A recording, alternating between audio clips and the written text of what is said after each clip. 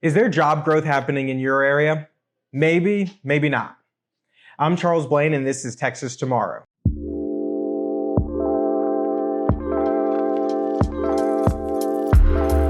Most of Texas's success can be attributed to the comparatively low regulatory framework, affordable housing stock, and jobs that the state has been blessed with, which is why a new jobs report indicates that Texas will likely stay on top. New Moody's analytic research found that between 2023 and 2028, there will be meteoric job growth in Texas, but not everywhere. They're projecting double-digit job growth in 34 U.S. cities. Of those 34, the top 12 are in the Lone Star State.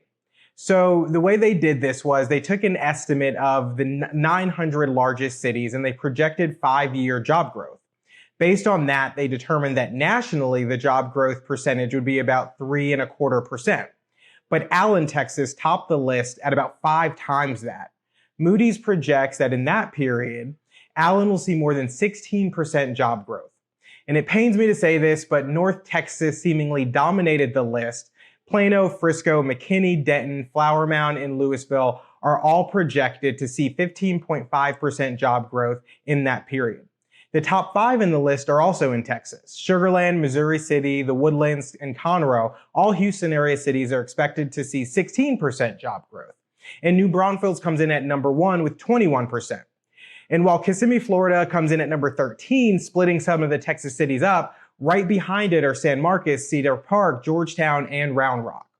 Booms in the oil industry, financial sector, and construction sector led to Texas reaching a total of 14.1 million jobs last year, making 27 months of new employment highs. So ultimately, if you're looking for a job, you should look no further than Texas. And this is reaffirmed in a number of places. A Wells Fargo report showed that Texas is outpacing other states in GDP and employment growth. A Bank of America report showed that the Southeast economy was outpacing other regions, and the Dallas Fed said the same thing. With this massive growth, there's no wonder why Texas cities are always listed as the best places to live, to move, and to retire. But what do we do to keep it that way? Some local officials will point to things like tax abatements and bonds and more spending as a way to keep this growth happening. But in reality, that's far from it.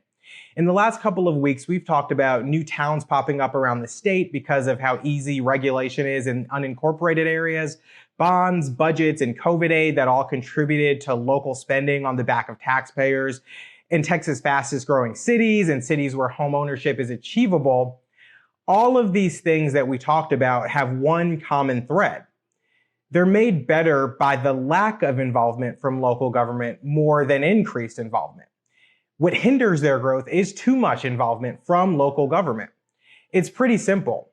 The successes that we're witnessing today stemmed from private individuals and businesses and other organizations who responded to needs that they saw and demands and met them, as well as taking opportunities of a fertile environment for economic growth and prosperity. So why is it that every chance they get, our local officials think they know better than what's proven to be successful?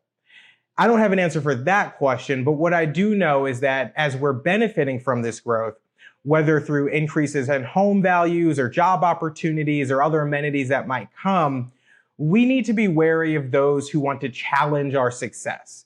And this includes people that we elect, and it includes people that move here. We need to be aware that for everything that has worked, there's someone out there who thinks that they have a better idea to make it work even better. But that idea that they have might not always be better. And nowadays, that better idea too often means the use of government to help fix a perceived problem rather than recognizing that it can be the problem itself and get out of the way when it needs to.